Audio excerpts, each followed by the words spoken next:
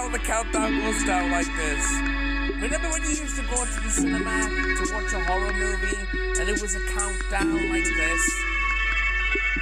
I miss those times. I know, I miss those times deeply.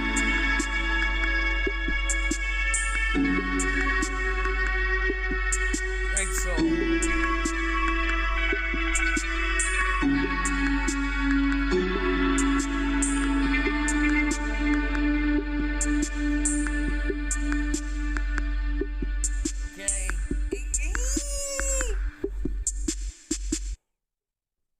Every year, it's the same deal.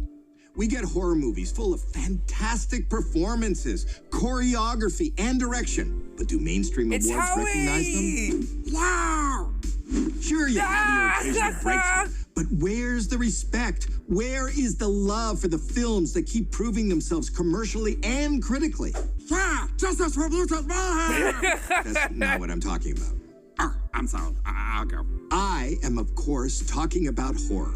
The films that make us scream, make us squirm, make us hold onto our loved ones' arms for dear life and give form to all the little monsters that live inside our heads. It's time to give voice to these unsung masterpieces and the talented people who bring them to life. And I should know a thing or two about giving a voice to horror.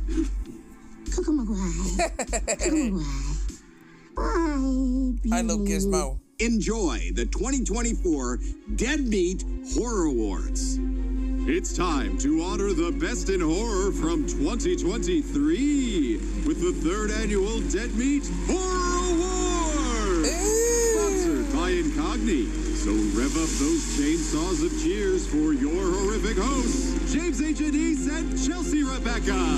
Hi, everyone. Welcome to another year of the Dead Meat Horror Awards. This year, we're filming the show at Vidiot's, a historic nonprofit video store and film theater in Eagle Rock, Los Angeles. It's a company that truly appreciates film, which is what we're all about today. Amen. You know, I'll be honest, I was worried that the genre might have peaked in 2022, but this past year showed us that we are truly living in a golden age of horror. That's true. It seemed to continue a trend of there not being a dominant trend in the genre right now. Yeah. We're really getting a huge variety of offerings, especially from countries outside the U.S. Yeah, we had sequels and adaptations. Some franchises were brought back from the dead. There were big action-y movies that felt homemade, and one that hardly included any dialogue at all. As always, though, the mainstream general. film awards didn't bother to acknowledge too much of the genre, besides Godzilla being nominated for visual effects, because, obviously... Yeah, can't really ignore I that still haven't one. seen that movie. And so, once again, we here at Dead Meat are following in the footsteps of Fangorious Chainsaw Awards and the Saturns, amongst many other fine genre awards, in acknowledging and celebrating the best in horror. We've got 11 prime rib trophies cooked up and ready to go to the best films and filmmakers across various categories. Man. And this year, for the first time, we've put together a panel to determine the winners, so it's no longer just the two of us picking our favorites. Yes, while Chelsea and I still have the unfortunate task of narrowing each category down to just 6 nominees, we are but 2 of 13 panelists who cast our votes for the winners. We pick the panelists from the world of film critics, but ones that love and know the horror genre. We'll be happy to introduce you to them a little later on, but right now, I'd love to get this show on the road. Yeah. Hi, I'm glad to see the Dead Meat Horror Awards return to celebrate the genre. Not just the films nominated tonight, but all the horror movies that came out. The hype is real. The hype is real. Making a movie, no matter the budget or subject, is a difficult, if not almost impossible task. So all these horror movies that came out this year are a miracle in their own way and added to the horror ecosystem. Once again, we begin with the prime ribs with a montage highlighting the most notable horror releases of the year. Enjoy. What is your deal, Mike? What are you, some kind of head case? Saw should be played somewhere. Scary stories make life less scary. Because the Saw really came back. This isn't you. This isn't who I remember. Open up and let us in, Cassie. No, no, So good, Mom. Evil Dead Rise. That was a good movie. Who gives a fuck about movies? $50 says this is going to end badly. Not the new Scream. I've been worried about being murdered since I was 16. You thought I would be prepared? blackening? What is this? That was good. That one with the sloth was a really fun movie. Tough decisions to protect your family. Yeah, that's a good one. Unwelcome. A great evil. You don't know who. You really should watch that. No. Really? It is only by confronting That the devil took a lot that of his breath grip on away. us is weakened. What is this supposed to be? It's the thing that comes for your kids when you're not paying I attention. really think was Smile The four of us or are was here that to prevent the 22? apocalypse. Like I said, there's a lot. Fear makes people do terrible things. There's a lot of bad Honey, but I ones. am not hearing a plan. Prepare to have your mind blown. This is the part where you run. Oh my god, we're gonna die! Please hold together! Okay, Bear was one of my favorites. Renfield, I love that movie with Nicolas Cage in. Real or not. We have a job to do. You are finished. There's certain decisions that are bad decisions. We should split up. I'm so excited. I let you in. What have you done?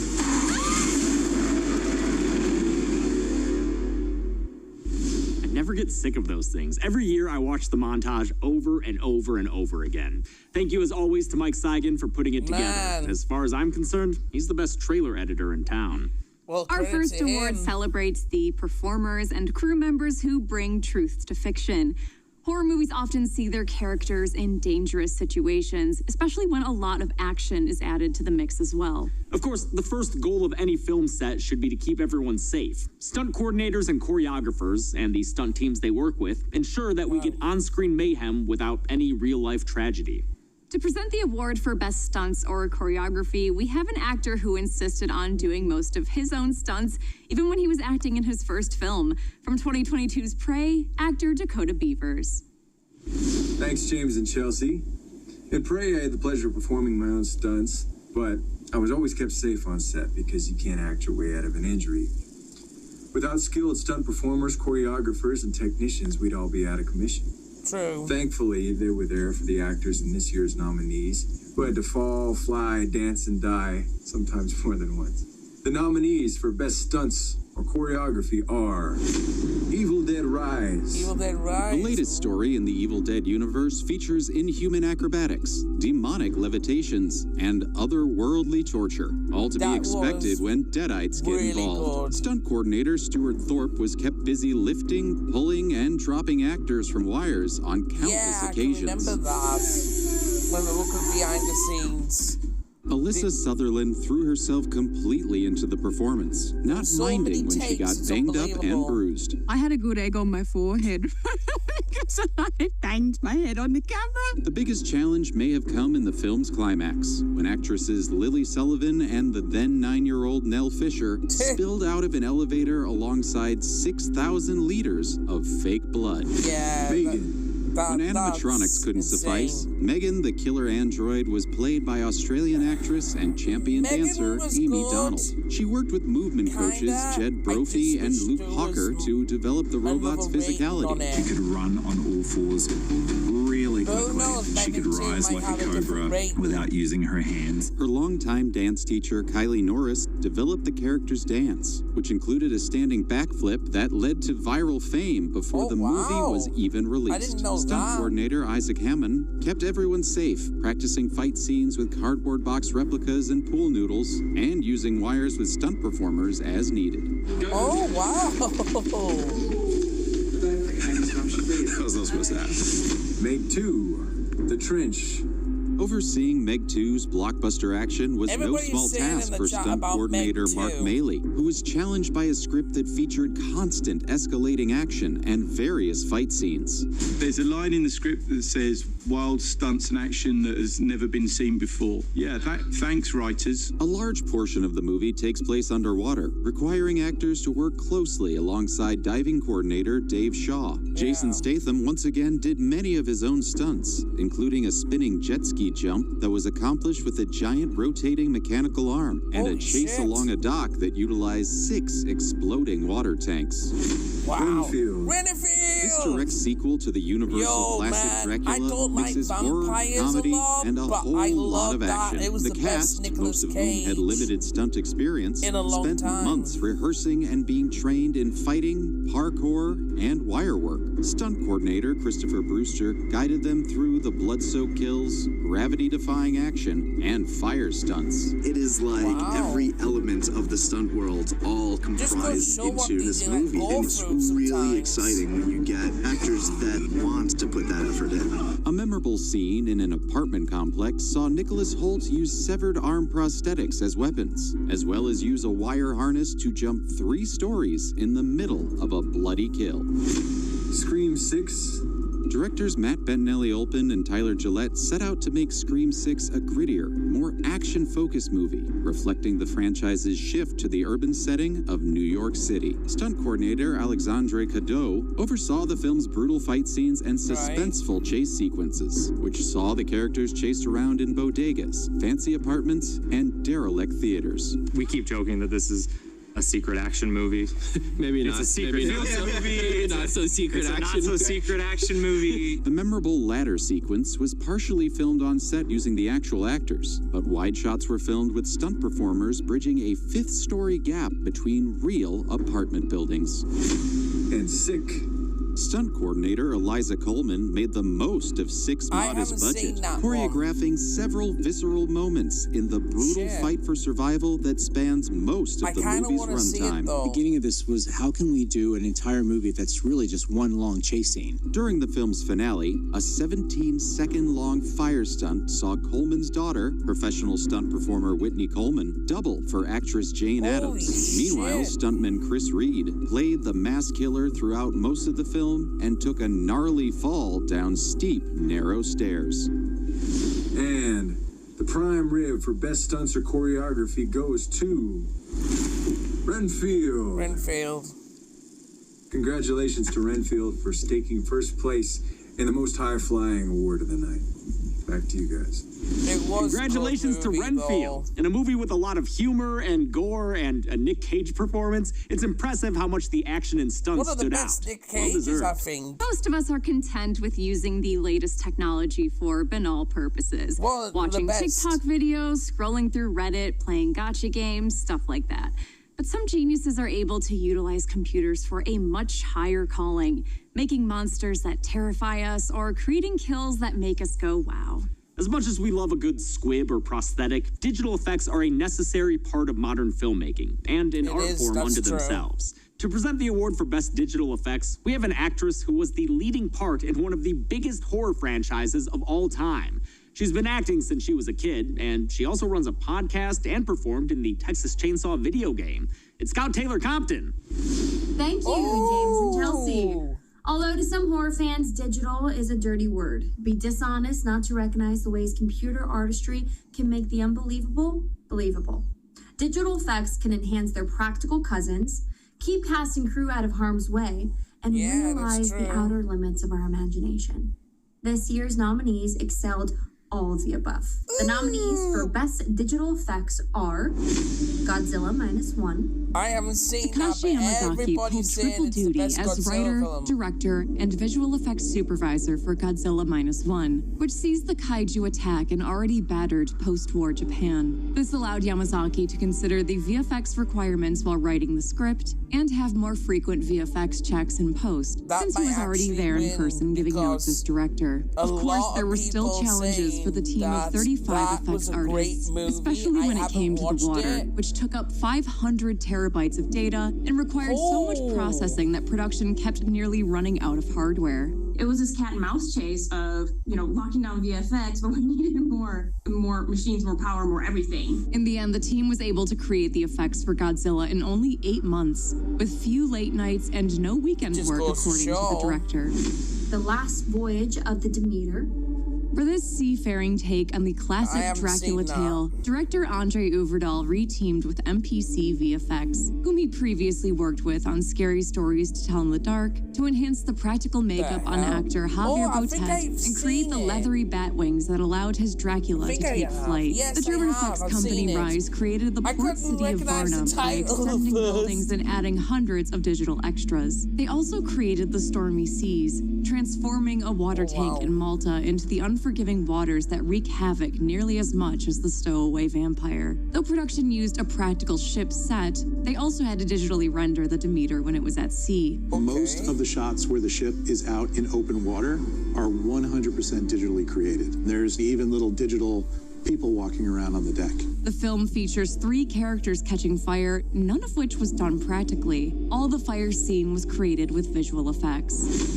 Megan.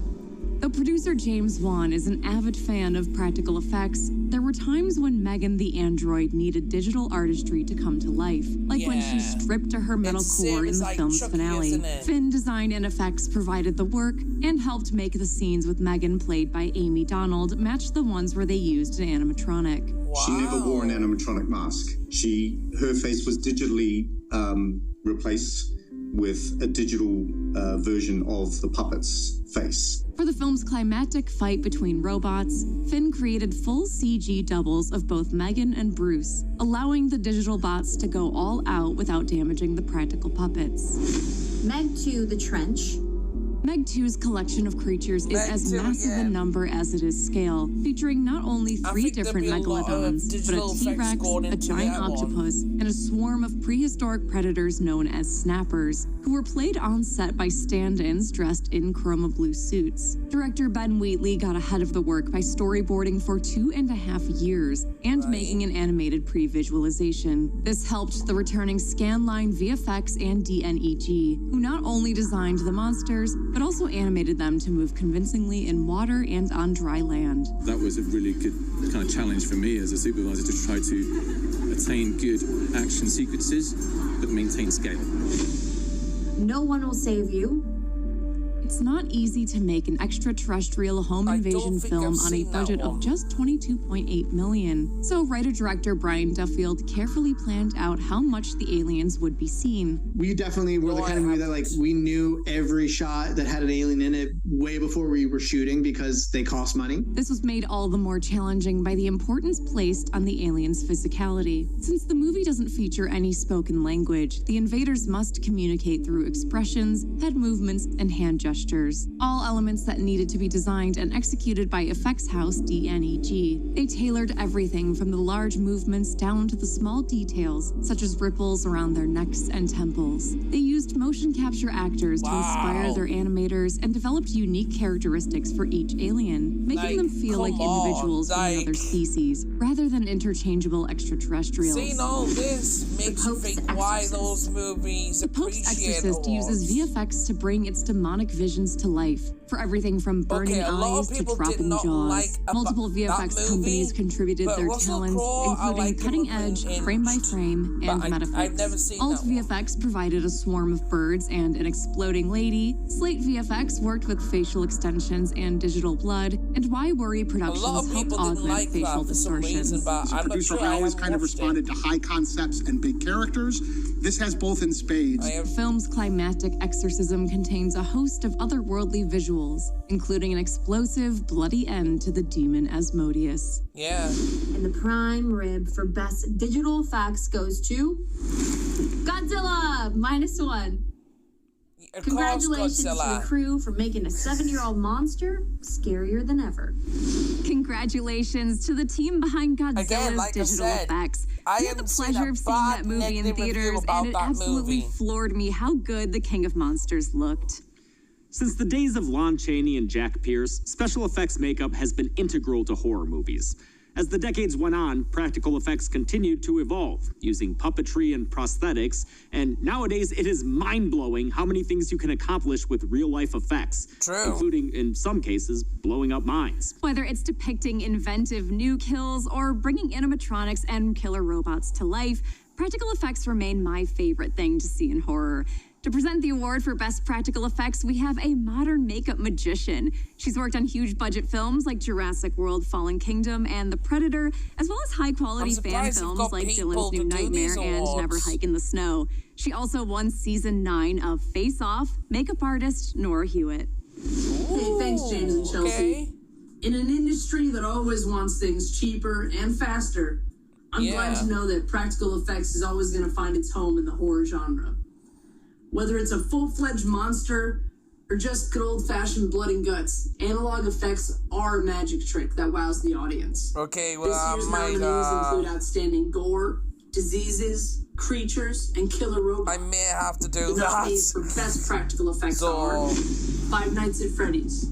Bringing Five Nights at Freddy's iconic robot band to life was always going to be a priority for this film, which is why director Emma Tammy and series creator Scott Cawthon guided their creation to make them feel ripped straight out of the games. Jim Henson's Creature Shop, under supervision of lead designer Robert Bennett, worked from original video game files to produce both fully animatronic characters and wearable suits, with animatronic heads that could be disassembled as needed for close-ups. There's a real symbiotic relationship that goes on between the person in the suit. I'm wondering if the second one's gonna be puppeteer that's working the eyes and the ears and the mouth. The only exception was Foxy, whose design was too dilapidated to house a performer. Instead, fully animatronic and puppet versions were made, the latter requiring 6 puppeteers to operate. The Last Voyage of the Demeter. Director Andre Øvredal wanted to give the most famous vampire in history a makeover.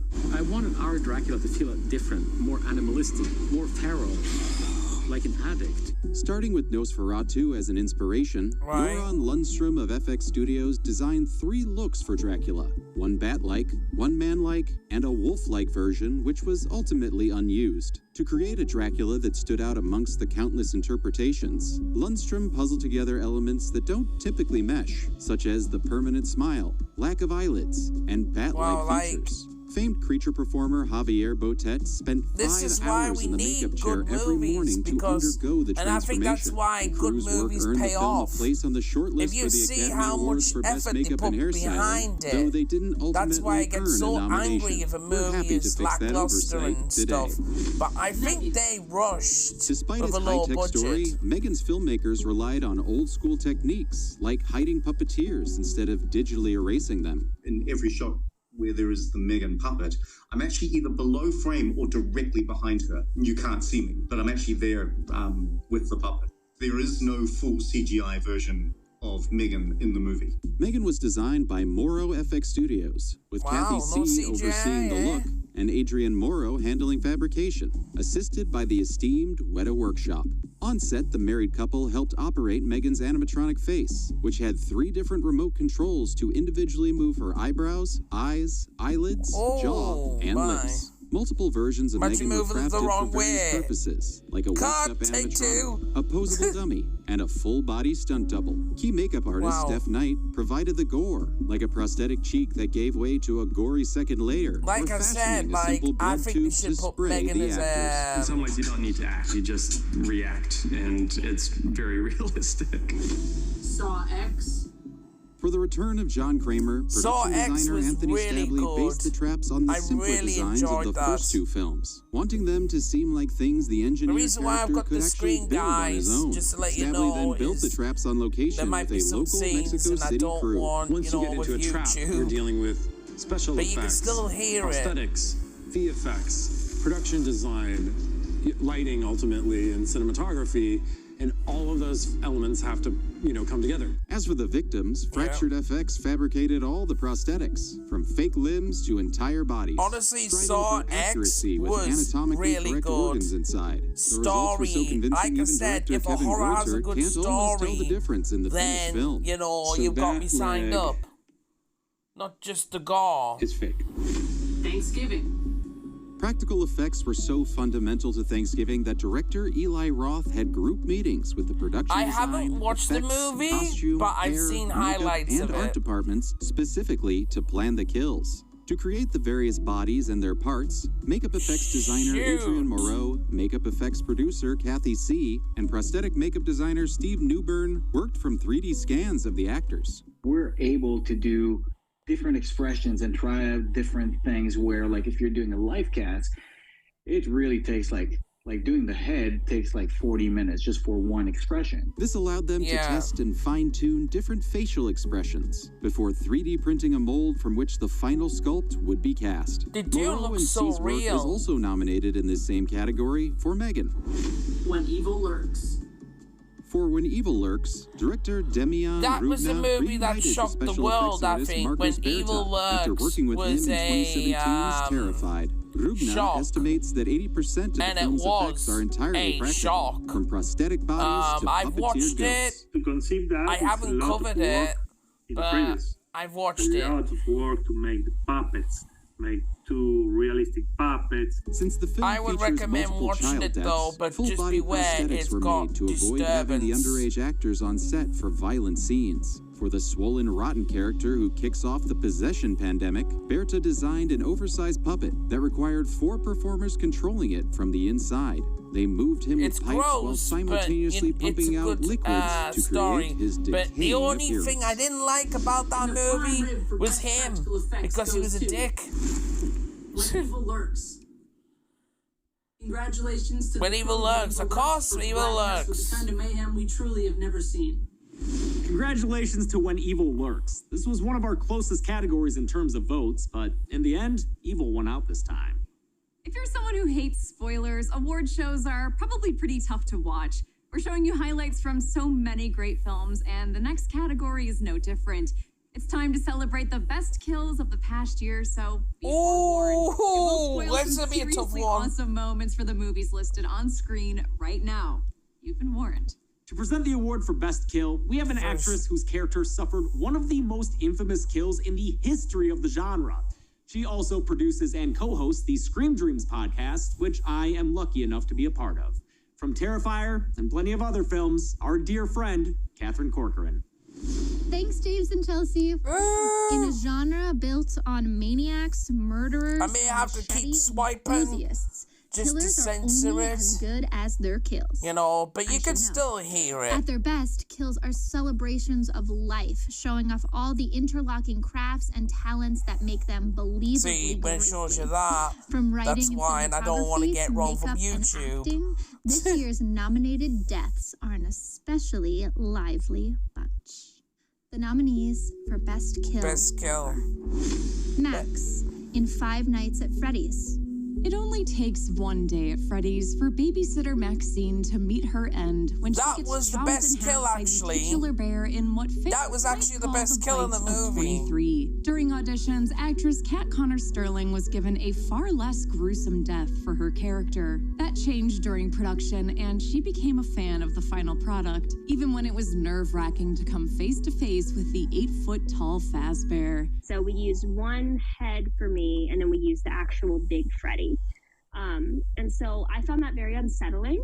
For the actual bite, stunt double Taryn Terrell was lifted by wires and had her top half digitally erased. It's a surprisingly and refreshingly graphic kill for a PG-13 horror But that film was the with a best young kill. target That audience. was the best kill in the movie. I'm sorry. In Kids It was. versus Aliens. Kids I vs. haven't Aliens seen has that. a plot that's spelled out in its title, and coming from director Kids Jason vs. Eisner, Aliens. who I created haven't Tree seen Venge that. and Hobo with a Shotgun, you know that some kids and or aliens will be meeting some messy ends. The aliens in this film have run out of gas and need human flesh to fuel their ride home. Enter the slime. hell? Co-writer John Davies based the design on director Jason Eisner's love of 80s action figure playsets. I haven't even seen that movie. I haven't even heard the title. Slime pit over, which we really pulled a lot of reference. The hell? The team had only 2 days to film on the Slime Throne set. I knew so when there'd it be a came to Trish's movie. death, time was of the essence for both actress Emma Vickers and her stunt double Lily Michaud.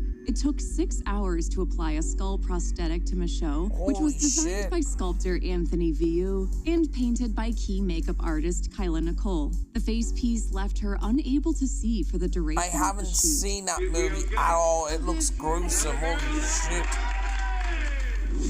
Valentina in Saw X. John Kramer's return to playing games kicks into high gear with his trap for fake nurse Valentina. That was she must brutal, sever her though. leg and deposit enough bone marrow in 3 minutes to avoid being decapitated. She obviously fails. It's a trap so violent, director Kevin Greiter assumed they couldn't show all the footage they shot. As it turns out, we were able to use all the shots that we did. I don't know what the MPA was thinking, but I'll take it. The kill took 3 days to shoot, switching between different stages of effects. It began with actress Paulette Hernandez working a real Gigli saw against a pad underneath her thigh. Continued with Hernandez's real leg hiding in a hole, while she cut into a prosthetic leg, which was built by Fractured Effects to drip blood and marrow, and ended with a full prosthetic body that fell apart on cue, with monofilament guiding the individual pieces to their marks. It's a kill made memorable by the extensive prosthetics and Hernandez's energetic performance. Well, Ephraim weight inside Issa weight body and suitable flesh. A body-hopping antagonist can be difficult to kill, but heroine Elizabeth Derby slows him down at least by pulverizing one of his host bodies. She does so using her car in a concept director Joe Lynch had been sitting on I've since never seen that 2007, one too. which he dubs the Smashining. The Smashining part was something that I had in my back pocket for 15 years. I've wanted to do that. So that's 2 movies I haven't since seen. I owned a Prius. Due to budget constraints, actress Heather Graham did the driving herself, while Lynch shouted directions on when to back up, stop, and go forward. They pushed the car so hard that on the 4th take, it broke the camera. The dashboard footage was filmed separately with GoPro and features the makeup work of Anomaly Effects, under the supervision of Greg McDougall. Kathleen in Thanksgiving.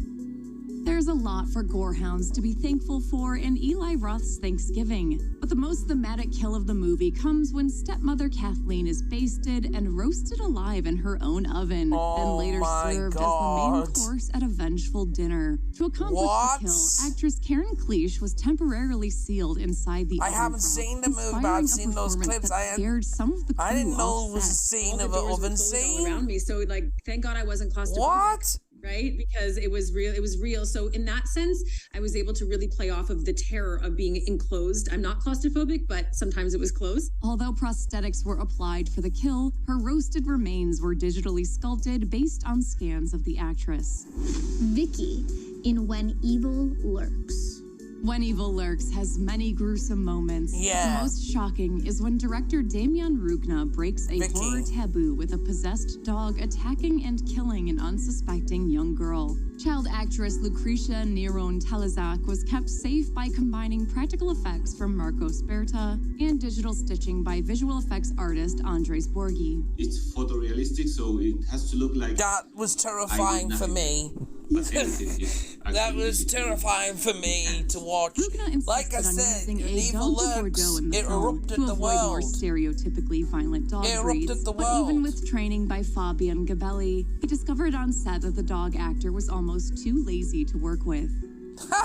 And the prime rib for best kill goes to Vicky in When Evil Lurks. Of course. That was brutal. I'm sorry. If I would choose one, it would be that. It was brutal. Like, if you need to see it. Congratulations to When Evil Lurks for winning Best Kill. Honestly, many of that movie's kills could have been nominated for this award, but we had to go with the one that shocked us the most, for better or worse. It was a shock. And if you're shocked by any of these winners, well, you can't just blame us this time. As we mentioned in the introduction, this year we put together a panel to determine the winners from the nominees that Chelsea and I chose. Each panelist was given 1 vote for each category, and whichever nominee got the most votes won. In the one instance of a tie, Chelsea and I served as tiebreakers. Our panelists come from many corners of the film reviewer world, all of whom have shown a dedication to and understanding of the horror genre. In addition to the 2 of us, we were joined by...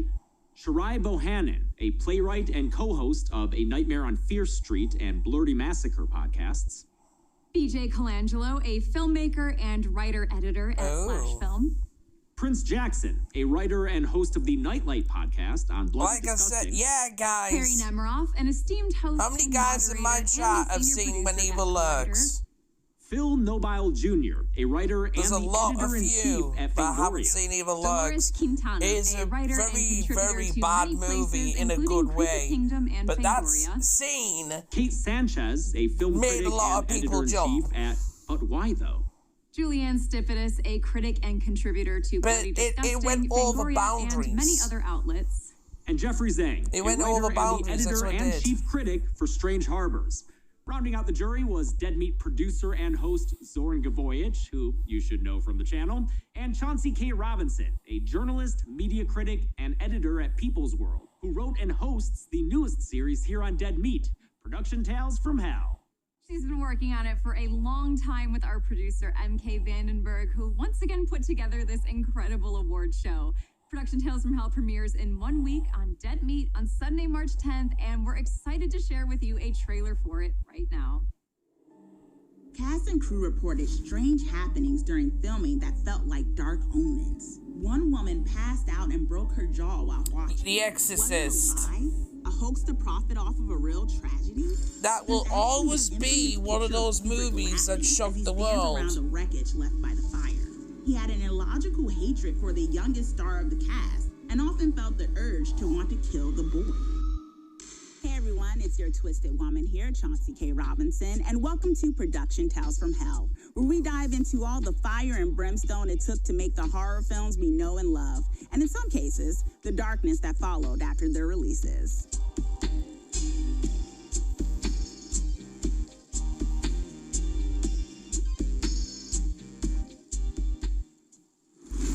Be sure to tune in for Production Tales from Hell to hear Chauncey tell you all sorts of messed up stories about your favorite horror films. And since it was produced by MK, you know it'll be good.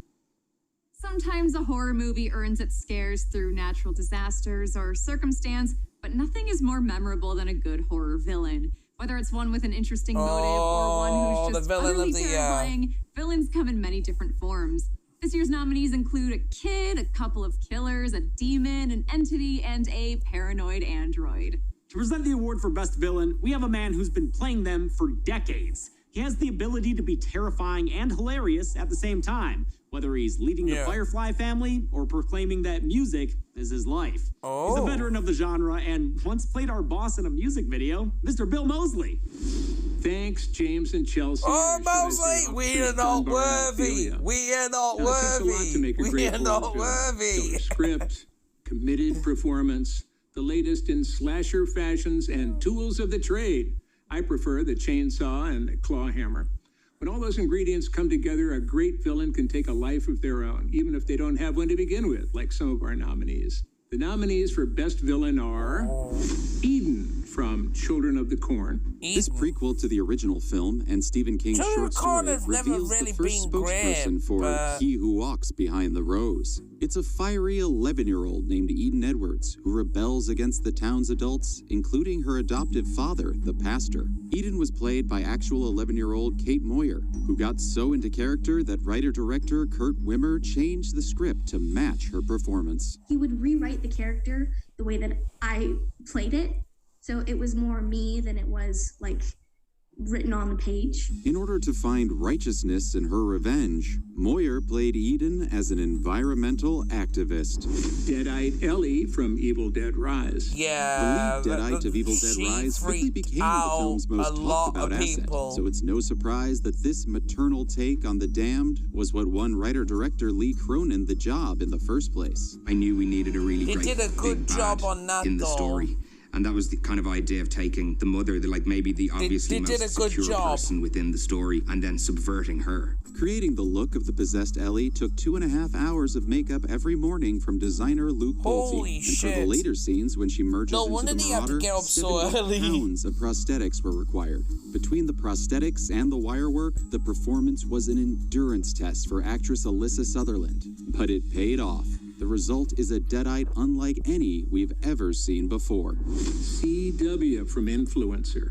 In a world of stolen identities and deep fakes created with the help of AI, CW proves herself to be a terrifyingly modern villain, using technology to live out a life of luxury that isn't her own. Co-writers Curtis David Harder and Tesh Guti Konda wanted the killer's background kept a mystery, so they encouraged actress Cassandra No to come up with her own secret history for the character. No plays the manipulator expertly, able to switch between being a warm friend, a naive fan, and a ruthless killer whenever the situation calls for it. The actress also had to learn new skills and overcome fears to convincingly portray the very physical character. The biggest thing for me was CW's physicality. I had never driven a motorcycle before, and there are a lot of motorcycle tracks. I had a fear of swimming. Megan from Megan.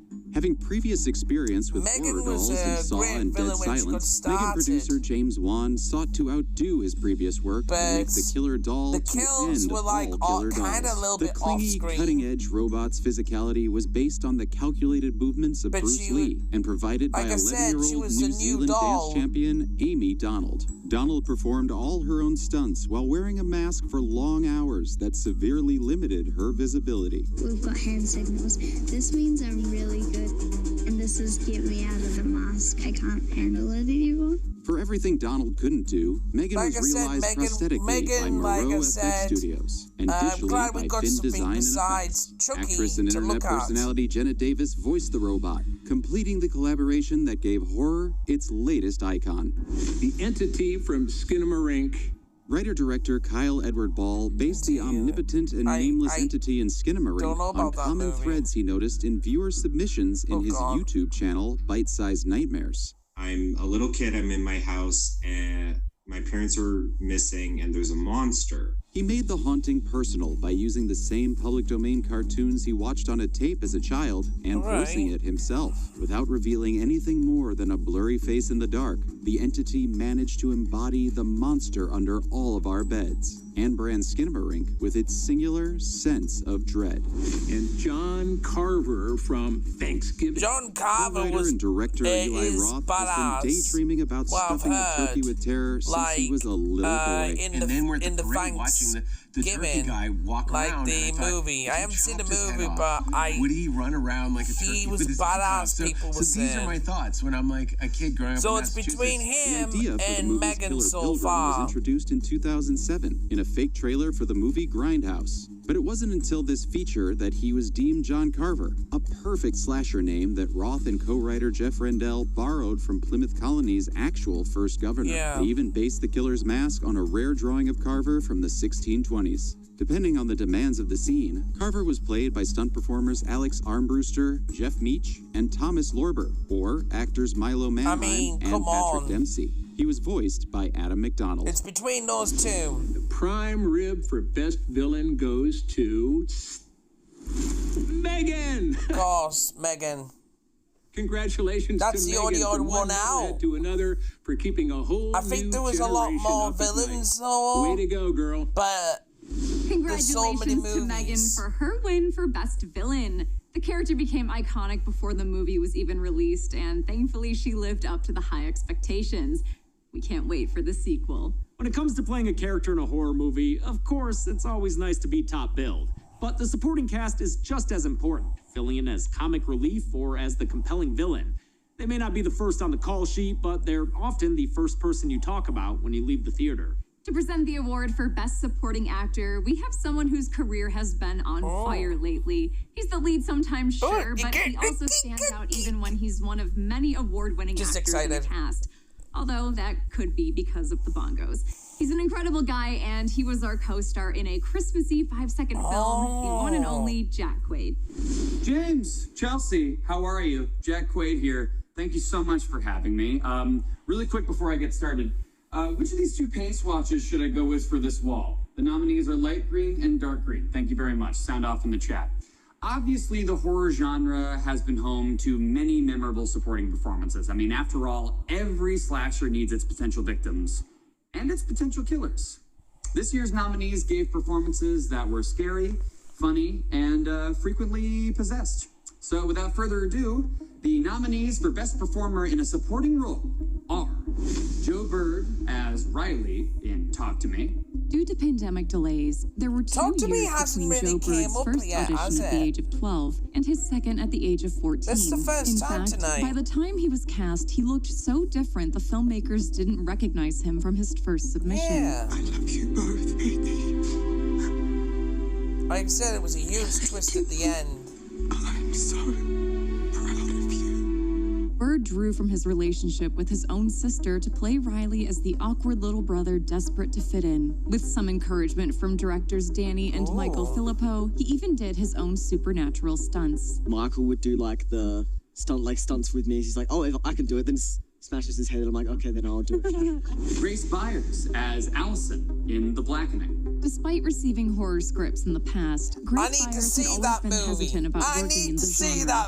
She changed her mind for The Blackening after seeing how it confronted horror's stereotypical treatment of black characters, as well as broader genre cliches. I know we've all had the experience where we're sitting down, we're watching, we're like, don't go in there, girl! What you doing? Oh my God! You know, and so all of that is actually on the page. The movie's action scenes proved to be a learning curve for her, since the constant adrenaline drained her energy. But Byers was entirely comfortable in the comedic moments, improvising many lines and jokes with encouragement from director Tim Story. This is not my white half talking, Nandi. This is me talking as a whole-ass black person who just so happens to be biracial.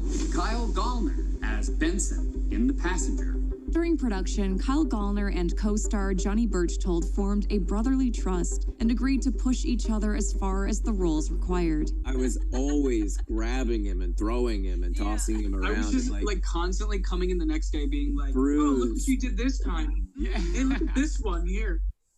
I It's know, like my little souvenir, my Kyle Gallner souvenirs. To maintain the explosive pitch of Benson, a coworker turned killer, Gallner would walk off set between takes, listening to intense music and screaming. You are 20 years old, and you are already. Sorry for not talking very much, it's just because I'm so excited and so focused, and I think Marin Ireland as Rose that's right. in Birth Rebirth. Playing an overwhelmed, modern-day Frankenstein who pursues science with an alarming emotional detachment, Marin Ireland worked with medical consultant Emily Ryan to learn the finer points I think it's of because, playing a like I doctor. said, with Megan and all them, they were really kind of taking over, and then the others were underneath. And I think the ones underneath were not getting recognized as much. Convincingly. I really think they weren't. In playing a character who uses their own reproductive organs as a tool, and trusted her director Laura Moss and co-star Judy Reyes as they navigated controversial subject matter and an often dark tone. When I was 6, we went to Orchard Beach and we found a starfish. Apparently, I was very taken with it, so we brought it back home. Ew. She laid it out on butcher paper, and she told me to cut off its arm. Judah Lewis as Asa Waite in Suitable Flesh. Oh, I haven't seen it. Into and out of his body, Judah Lewis developed each possession as an individual character. My mind. I haven't seen that. Was in your body. Well, I guess if anybody ever tells you to go fuck yourself, you can tell them you have. He based his switching between them on American Werewolf in London at director Joe Lynch's request. But unlike that movie's transformations, Lewis required no prosthetic assistance. Watching the veins in both Heather's and Judah's necks when they would change, it was all the Cronenbergian body horror that we needed to capture on camera without even a makeup effects artist, because they were so committed to make it feel like this hurt. And Alyssa Sutherland as Ellie in Evil Dead Rise. Of course. After the loving mother becomes a Kandarian demon, the character of Ellie takes on the same dark sense of humor as previous Deadites in the franchise. Because I think when the movie came out, people said straight away she was really taking ingenious inspiration from an unlikely source. I watched The Mask, Jim Carrey and The Mask. I sort of added a little sort of hilarity and joy and like a celebration of just carnage.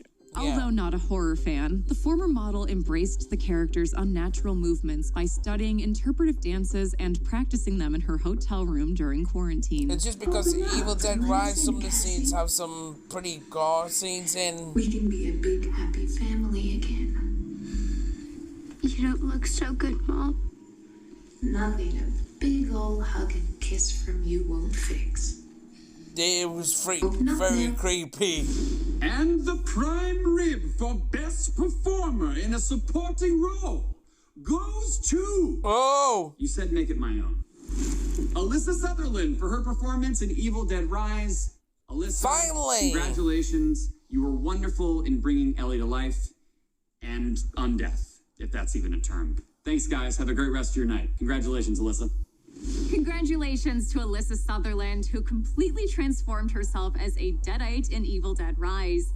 Her performance alone makes the film unforgettable. As much fun as playing support is, there's no greater pressure than being the lead in a film. You become the face of the project. If it's good, you might win praise, but if it's not well received, you might unfairly get the blame. It's a risky role to accept, but a great leading performance can make a movie worth watching all by itself. To present the award for Best Lead Actor, we have a man who not only acts, but does comedy and is just a cool guy. He's a true blue horror fan and plays the lead role in the just-released Shudder film, Destroy All Neighbors. Our friend, Jonah Ray Rodriguez. Thanks, James and Chelsea. Center stage is a tough place to be in a horror film. Whether you're in constant danger or the one doing the constant endangering, your performance sets the tone and the terror for the entire film. That is true. Even the scariest monsters can come off cute and this cuddly. Is why I'm saying that is our hero like, is truly afraid of them. And so this year's nominees give us plenty of fears to believe in. Movies, but I think it's the actors and Best Lead Actor. the budget. I really think. As Samantha Carpenter in Scream 6.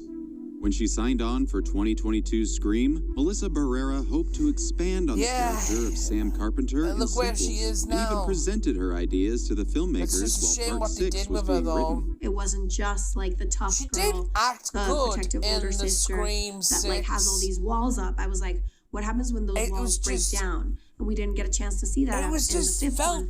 In this second outing for Sam Carpenter, I think it's because there's been so many to the final Scream. Role, exploring a woman haunted by the traumas I think of it's the been so many previous Scream film and her own movies, familial ties. and they're nearly familiar the same. It's not your fault. It's not that bad. It's just care what people think. It's tough to look at, just especially what's happened to the franchise. It's tough to look at. It is. 19 years and 9 yes, films since the original Saw was released. Toby Bell. Give it to Toby Bell. Character that made him a horror Give it to Toby. I'm telling you this now. His age and everything and Bell what he does. John Kramer as a desperate man running out of time, extracting previously unseen hope, fear, and humanity from one of the most infamous killers in the genre. A masterpiece. With a career best performance at he's age a masterpiece. Bell finally shows you us got that to give it to Jigsaw, Toby. I'm sorry, you're going to have to. Master Isn't he like he's an 80-year-old man? Like, it's shocking. I am dying. You have to face that, but our work's not gonna end. Caitlin Dever as Bryn in No One Will Save You. Bryn is a character ostracized from her small town. Again, like so I said, no I one haven't to turn seen to that when movie, she's suddenly faced with an alien invasion. Director Brian Duffield was impressed by how well Caitlin Dever handled the role's physical demands. I think Toby should she's also get that, it. like method, like it's like she'll be like screaming, crying, doing whatever. But like I said, there might be a special award for him. It's just but I really think he deserves an award. Despite not being known for action roles, come on, you can't have an 80-year-old guy doing acting she was given still. permission to mutter words in the otherwise wordless film, but she never did. Instead, selling the drama by facial expression alone.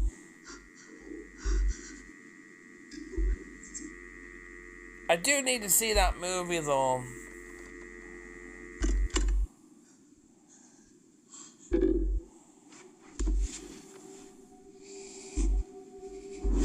Ryunosuke Kamiki as Koichi Shikishima in Godzilla -1. Again, like I When said, I haven't Ryunosuke seen that Kamiki movie. was I don't know first what. cast as Shikishima, he had But never seen the a movie single itself Godzilla film. was obviously I haven't seen one negative response to that movie, and I haven't even seen it. 皆様はですね、僕たちのことを引っ張ってって、いただけたら嬉しいなと思っております。ぜひ。 To get a sense of his co-star scale, he wrote Godzilla the Ride, Giant Monsters Ultimate Battle, which was also written and directed by Minus One's Takashi Yamazaki. To explore the human side of his character and his traumatic past as a kamikaze pilot, Kamiki studied the lives of war veterans and tried to carry their survivor's guilt with him in his daily life during production. Natalia Soleon as Valeria in Huersa, the Bone Woman. Although unfamiliar with the legend of Huseras, Natalia Soleon was drawn to the title's metaphorical reference to Huseros, holistic bone setters of ancient Mayan tradition that she compared to chiropractors. The popular thing is that you are going to be healthy if you are like in the correct place. Soleon focused on what she called the physical design of her character, developing her movement and physicality to help tell Valeria's story. Wow. I'm guessing it's a foreign movie.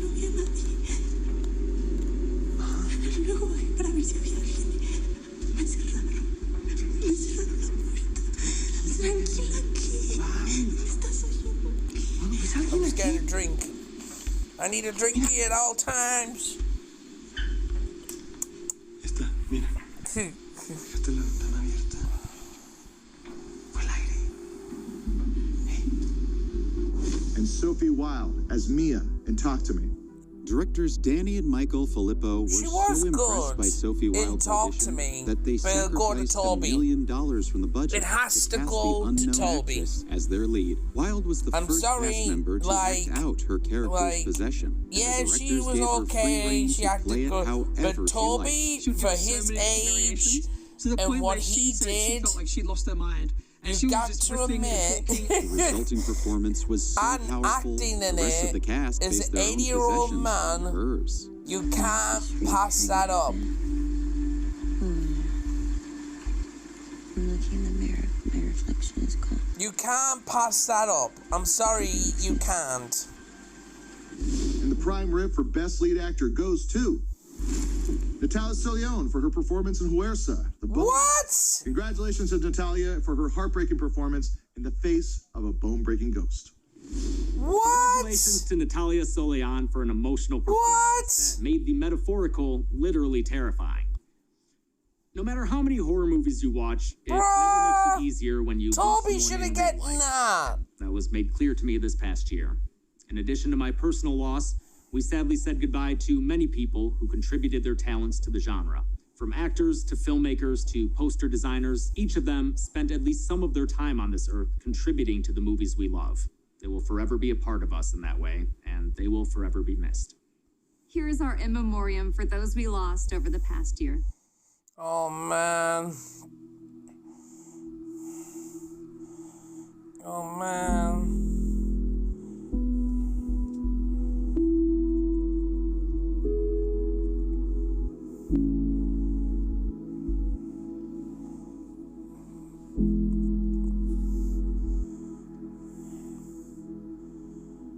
Man. We are experiencing some kind of disaster.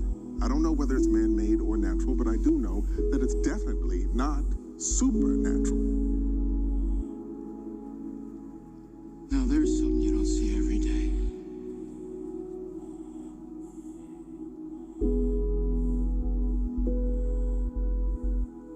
Man.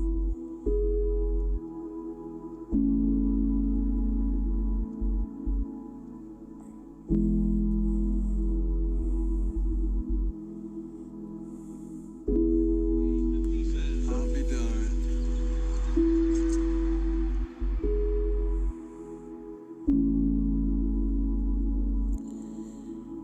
Deep breath. Deep breath. That's all I can say. Deep breath. Man.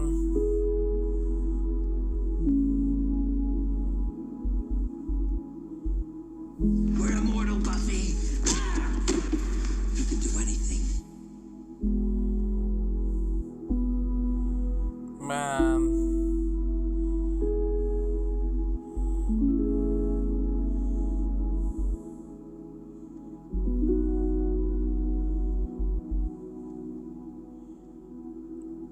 We did lose a lot this last year.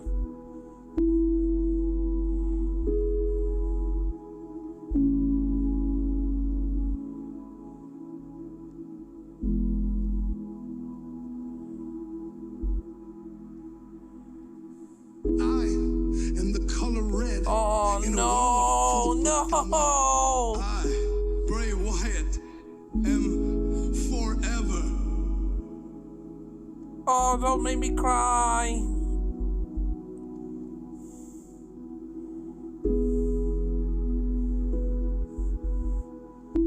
Bray Wyatt crushed me.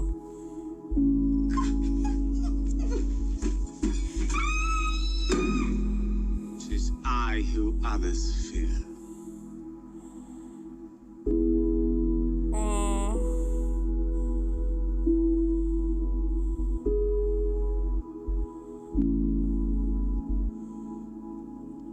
Man. You son of a bitch. Carl Weathers crushed me as well. Damn good to see you. Man.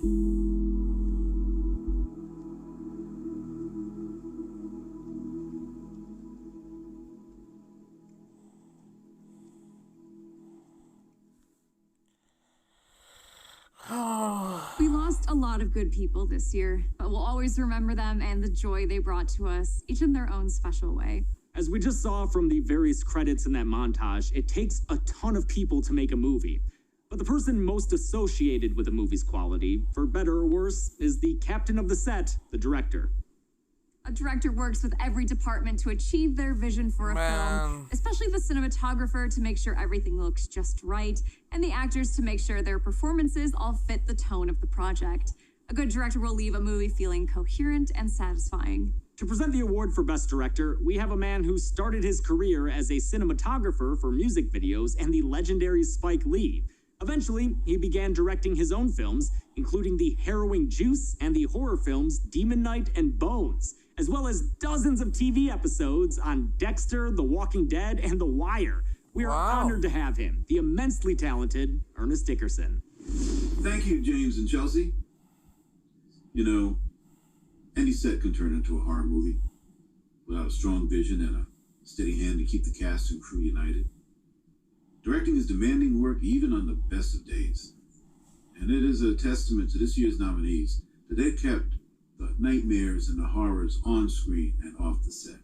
And so, the nominees for Best Director are Michelle Garza Severa for Huesera, the Bone Woman. While Huesera is full of bone-crunching horror to propel its story, I haven't even seen that movie. Severa paid equal attention to the more mundane fear at the film's core, domestication, and all the demands it places on women like protagonist Valeria. It's like, okay, we exist.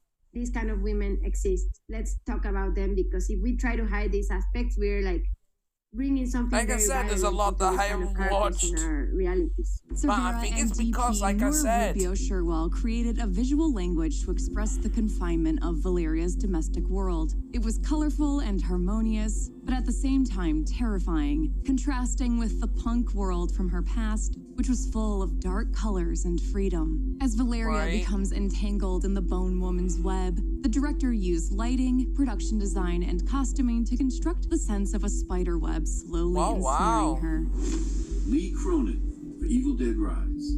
When creating Evil Dead Rise, Lee Cronin sought to bring a new element to the beloved series, heart. To do that, he created a family as its central characters, but made sure not to sacrifice the franchise's trademark chaotic violence. To me, it was the energy, the scare factor, and the entertainment, and that was the thing I wanted to carry to Evil Dead Rise. Cronin tried to keep the movie playful by showcasing the blood and gore in a way that didn't feel too grim and never lingering on suffering for too long. He worked with DP Dave Garbett to use camera tricks like split diopter shots, which allowed him to avoid cutaways without sacrificing important details, resulting in scenes that constantly kept the energy moving. Brian Duffield for No One Will Save You. With a movie that features only 5 words of spoken dialogue, getting the right performance out of this lead was key for Brian Duffield. He credits Caitlin Dever for the success, a lot of people but he was still responsible for said making sure they the like audience it, felt side by and side there's a with lot her of mixed wordless character reactions. Bryn throughout the action of the film. You know, figuring out how to make it relentless, that you were really holding holding Caitlin's hand in the movie and not just watching this thing bounce around on screen. Developing the movie's Greys was more complex. With a limited budget, Duffield had to carefully choose when and how to show the aliens, while at the same time giving enough detail to make the creatures feel intelligent and unique. This required careful attention to their movement, starting with 2 days of mocap work that, while never used for actual animation, allowed the director and VFX artists to experiment with ideas quickly. With this, they were able to bring a new depth to the classic extraterrestrial design. Gerard Johnston for Megan. Directing the first breakout horror movie of 2023 was a surprisingly personal experience for Gerard Johnstone. Like I said, when soon as Megan came out and it broke the box office, a lot of the horror movies came easily under just relying on because devices you couldn't compare it to fucking Megan. Kids' time or to educate them. It was just like I said, it was really, like you can't compare a lot of movies. Part of the reason and I think it's when Evil Lurks, of comedy than horror, that's when it really kind of took over. Creating the film's you got to required him to carefully guide every performance, including the team of people portraying Megan herself, her designers, puppeteers, actress, and voice actress. Johnstone threaded the needle of comedy and horror and shaped Megan into the viral sensation it became.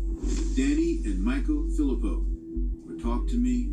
With Talk to Me, brothers Danny and Michael Filippo built on a decade of experience from their popular YouTube channel Raka Raka to tell a distinctly modern ghost story. We were trying to make a film that's like current, and what would happen if there's like a horror scenario in today's setting with phones and social media. Using a ceramic hand, they crafted a cautionary tale about craving connection in a world that is hyper online but emotionally isolating. The first-time feature directors worked with an Australian cast of mostly unknown young actors and kept their teenage characters authentically messy as they experimented with spiritual possession. And Demian Rubna for When Evil Lurks. To create a movie about pure, unchecked evil, When Evil Demian Lurks, Rugna wanted to break as many horror rules as possible. And with the with director, a script calling for extreme violence, animal choreography, and child actors, it was sometimes difficult to film what was on the page while adhering to Argentina's child labor laws. They didn't allow us to work with the kids, with blood, with guns, with violent elements, with a dog. It took constant ingenuity to keep the script alive, including camera tricks, doubles, and even the use of blue paint instead of blood, which was changed to a bloody crimson in post. In the end, everyone won. The child actors had fun with their dead prosthetic doubles, and Rugna turned out one of the year's most relentlessly horrifying films. It was. So, the prime rib for the best director goes to Demian Rugna for When Evil Lurks. Of course. Congratulations, Demian. He shocked the world. And thank you for truly making us feel like no one. He shocked the world when he made Evil Lurks. Thank you. It erupted everybody. It's congratulations to Demian Rugna for putting together When Evil Lurks. He's made plenty of features before, but this feels like a breakout film, and I'm excited to see what he has. Brutal, guys. You need we to knew see last year that we wanted to find a different way to pick winners, and as mentioned, we settled on a jury of film critics. That way, it wasn't just the two of us picking our favorites, but it still avoided turning every category into a popularity contest. But you know what? Popularity contests do have their purposes, like finding out what you, the viewer, likes. Just as we did last year, we put out a poll on social media and received 23,000 votes to determine this year's fan favorite award. Wow. To announce the winner, we've got the third host of Dead Meat.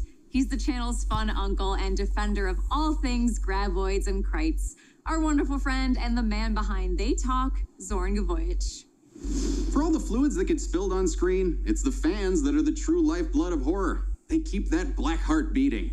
And despite all the esteemed opinions collected for these awards, it's your collective vote that matters most. You're the ones that show up, buy a ticket, or borrow your parents' streaming password, and keep this genre going. And boy, did you show up for this one. So many votes were cast in order to determine this winner. And so I'm happy to announce the prime rib for fan favorite film goes to Talk to Me. Congratulations to Talk to Me. The cast and crew have earned a big A lot of people were talking about that movie. I'm not touching that thing. Congratulations to Talk to Me. I'm so glad this movie resonated with horror fans so much. We're proud of the Philippos for catapulting themselves from YouTube content creators to fully fledged filmmakers. And who knows, maybe we'll join them one day.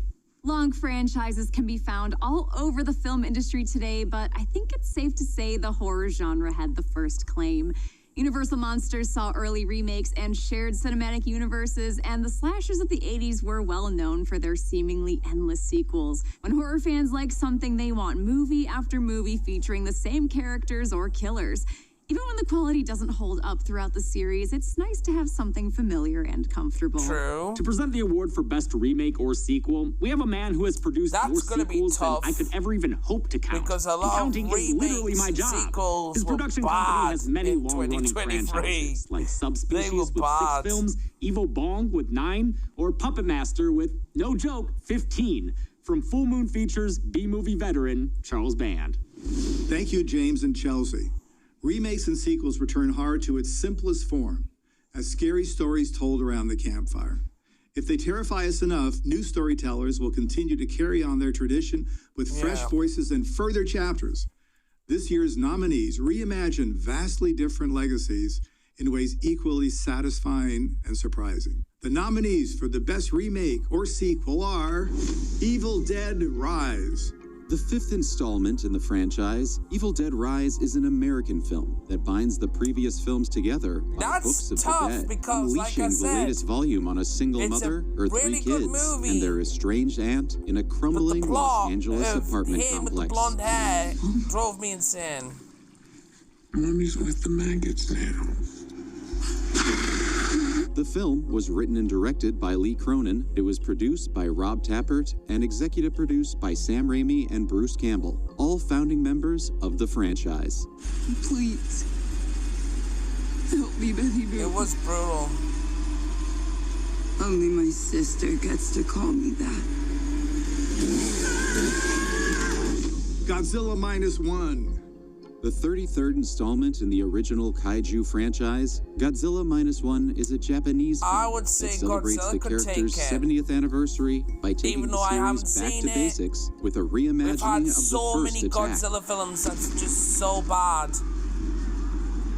Like, so bad.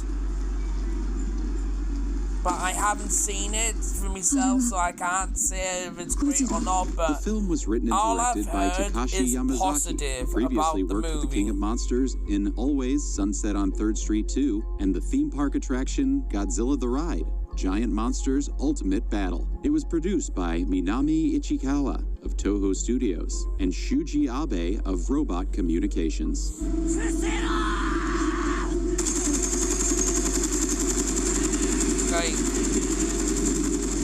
Hell House LLC Origins, The Carmichael Manor. The 4th installment in the found footage franchise, Hell House LLC Origins, The Carmichael Manor, is an American film that sheds shocking light on past haunts through a seemingly unrelated tragedy. I've heard of the series, but not this one. 4 nights of completely perplexing and unexplainable nights of footage. Whoever sees this, that's the best disclaimer I can give. The film was written and directed by Stephen Cognetti and produced by Joe Bandelli, both of whom have overseen the franchise since the first film. So where you're losing me is you mock all these places that we go to because, oh, they might be haunted, but then when a place actually might be, you want to leave? Saw 10. A so-called interquel that takes place between Saw and Saw 2. Saw X is an American film that resurrects John Kramer as a victim who falls prey to a fraudulent miracle treatment for his cancer in Mexico. The best movie since Saw 2. You promised dying people. Dying people!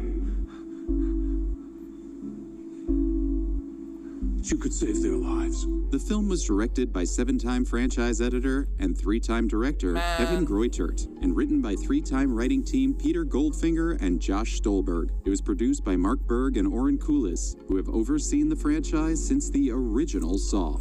Saw 2 was probably the best. You are ready. You are ready. And then it just fell off. And Scream 6. The 6th installment in the slasher franchise, Scream 6 is an American film that picks up a year after the last massacre. I'm sorry, face freshman year but the original classics killer, are better. In New York City. They tried something different. It was good. And then I just felt like it fell off track because you thought they were going to die, and then all of a sudden he's still alive. The film is directed by Matt Bettinelli-Olpin and Tyler Gillette of Radio Silence, and written by returning collaborators James Vanderbilt and Guy Busick. Vanderbilt also produced the film alongside William Sherrick and Paul Neinstein. That was the best scene in it. But honestly, the classic screams were probably the best. Guy to try this, right? They were probably the best. If Scream, do not give this to Scream 6. And Thanksgiving.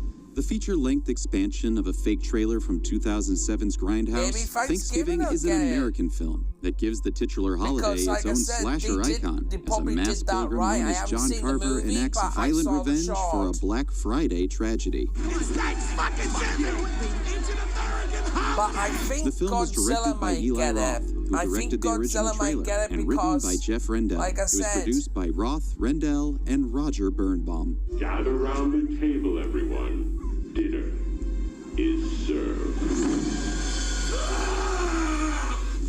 And the prime rib for the best remake or sequel goes to Godzilla -1. Yeah, Godzilla. Congratulations to the cast Godzilla. and crew. I haven't even seen the movie and I said Godzilla. King of Monsters, the best birthday yet. Congratulations to Godzilla -1 for an excellent addition to one of the longest-running film franchises. I think it has 38 movies, so Charlie better start taking notes. And finally, it's time for the Best Original Film Award. As horror fans, we're so fortunate to have a deluge of original ideas every year. There's something about the genre that allows a filmmaker to unleash their full creativity, whether it's expressed through story, stakes, or structure. The films nominated this year tapped into a wide array of fears, from AI and social media to childhood fears and giving birth. To present the award for Best Original Film, we have the star of one of last year's biggest horror movies. Although her breakout role was in a sequel, you'll see her in plenty of upcoming original films as her career continues to flourish. From Terrifier 2, actress and stunt performer Lauren Lavera. Yay! Thanks, James and Chelsea. The beauty of horror is that it will always show us new things to be afraid of and find you can tell by her background she likes horror. Ways to scare us. Every year, creative filmmakers work from scratch to create fresh hells for us to endure and enjoy. This year's nominees are all one-of-a-kind bumps in the night. The nominees for Best Original are Huesera, The Bone Woman. Huesera the Bone Woman is a Mexican and Peruvian co-production about a young woman who faces body horror and an evil spirit during her pregnancy. Lo que te está pasando es de lo más normal. Cuando uno se convierte en mamá, siente que se está partiendo en dos. It's like when evil lurks. It's a foreign movie. Literal. Sientes que se te parten los huesos. The film was directed by Michelle Garza Cervera, making her feature debut from a script co-written by Cervera and Abia Castillo. It was produced by Paulina Villavicencio and Eder a lot of the Campos. horrors didn't get recognized.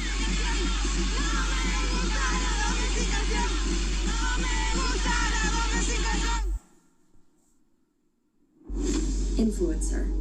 Influencer is an American film about a burnt-out vlogger on vacation in Thailand whose life and career is forever changed after befriending a fellow traveler. You can come crash with me. I'll show you around. No, that's what you call the movie. It's gonna be fine. I've never heard of it. See, again, The film like was I directed said, by Curtis you David wouldn't hear Harder this from a movie script in the written middle by of Harder and Tesh 2023 Vikonda. because It was produced by Megan Harder, and all them were Vikonda, going Jack over Campbell, the top. Brandon Christensen, and Micah Henry. You feel entitled to thinking that people should follow you, which makes you believe that you're the center of the universe, the star of the story, but no one is.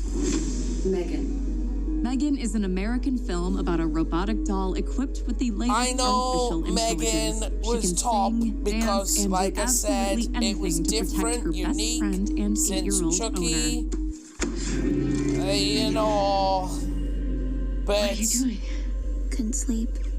Occupational I think hazard. the rating The film was directed by Gerard Johnstone and written by Akira Cooper from a story by Cooper and James Wan, who previously collaborated on *Malignant*. Wan also produced alongside James Blum.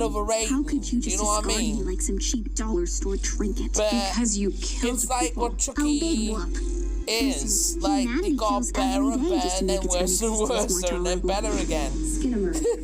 Skinamarink is a Canadian film in the vein of analog horror, just as much a lo-fi formal experiment as it is a movie. Two young children become trapped home alone with an unseen entity in a house with no windows, doors, or consistent laws of physics. What the hell? The film was written and directed by first-time director Kyle Edward Ball on a budget of just $15,000 and produced by Dylan Pierce. What?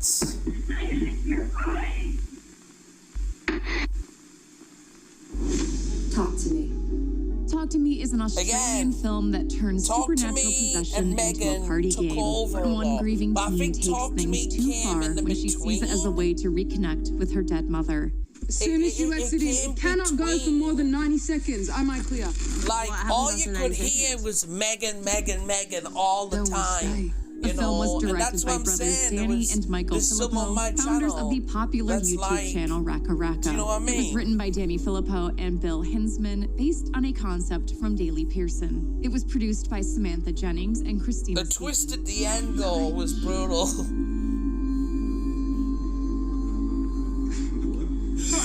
Oh shit, not you there.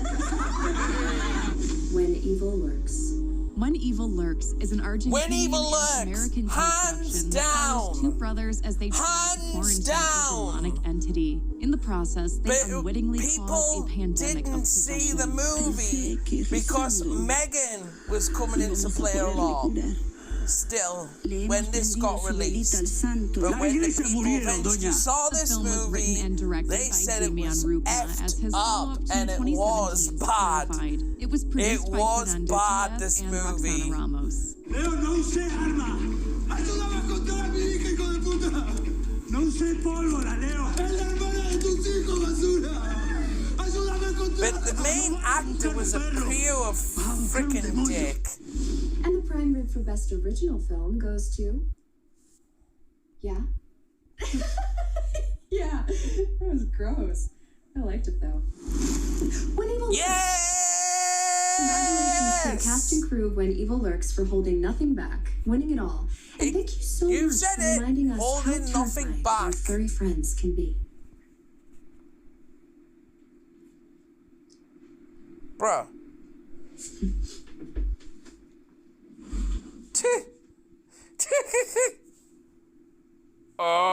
Congratulations to When Evil Lurks, completing its sweep tonight. It won all 4 categories in which it was nominated. Of course it would. Highly impressive and well-deserved. Congratulations to all the other winners and nominees as well. Even though we assembled a jury to vote this year, at the end of the When day, Evil Lurks erupted the we may disagree world. with our winners or nominees. It's a shame and Toby also didn't get because one. it means there were a lot of great horror movies made last year. Thank you to Vidiots for allowing us to film in their theater, and once again to our producer MK Vandenberg, who put the show together. Our frequent collaborator James Hall headed the camera department, but there were tons of people who worked on this show, and it wouldn't be possible without all of them. As always, we want to thank the entire team at Dead Meat, since they keep the channel going, and of course you, if you the haven't viewer, for seen tuning it, in and watch celebrating it. these horror films with us. I guarantee Now that we've done this 3 times, we've made it a pattern, so tune in next year as we keep it going. Until next time, I'm James A. Janice. I'm Chelsea Rebecca. And this has been the Dead Meat Horror Awards. Be good people.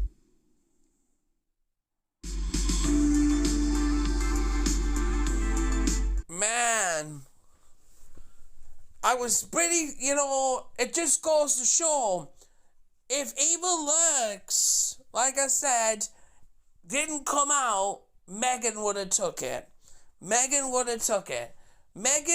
took like 2 to 3 months for people to settle down as the movie itself, because it was unique and different and stuff like that, and it was related to Chucky, and they wanted Chucky versus Megan, which, God, I don't know how that's gonna go.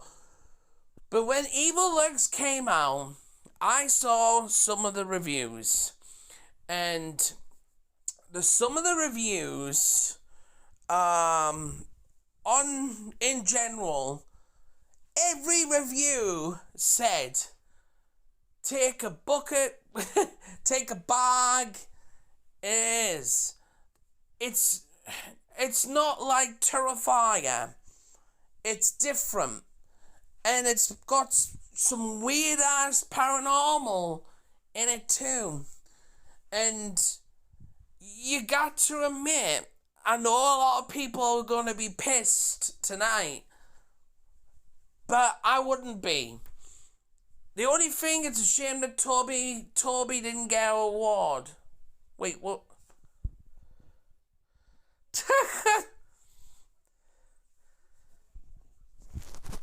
Can help. You see, every day, data brokers are selling lists with your name and personal information. He There's is tons of ways not. they can get that information. Maybe you signed up for a loyalty card or for a free newsletter, and now that information has been packaged and sold, and you're left dealing with the spam messages. Plus, it can go even further. People you don't know might be able to find your home address and phone number. Okay, I think that's just a sponsor. So yeah, guys, there we go. The awards. What do you think? What should have won the award tonight? Personally, I wouldn't get mad at When Evil Earth because that really did, a lot. But it's like I said, a lot of movies went under the wire because Megan came top, and there was a lot of horror movies came out, and they haven't been appreciated, I don't think, as well. But yeah, I just, on a personal level, I really think this year might be a little bit more lesser than last year. We might see more undercard horrors recognized, I feel, because there hasn't really been a massive standout of horror yet, But I'm going to try and cover other different kinds of movies too on the channel, just to let you know. So guys, thank you so much for watching, and what do you guys think? Do you think the Villain of the Year was the best one? The Movie of the Year? Which ones do you think was best? Let it down in the comments below, and I'll see you all next time.